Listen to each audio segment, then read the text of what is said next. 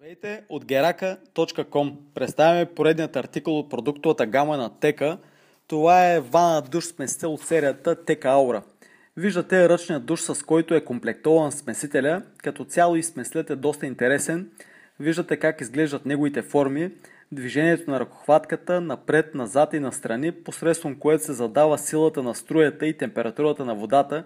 Ръкохватката е доста интересна. Сега ви показваме превключвателя на смесителя, посредством който водната струя се насочва от чучура към ръчния душ.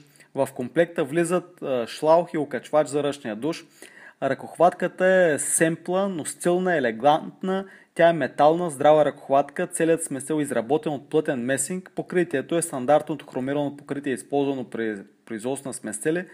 Има керамична глава от висок клас. Един изключителен модел, изгоден като цена.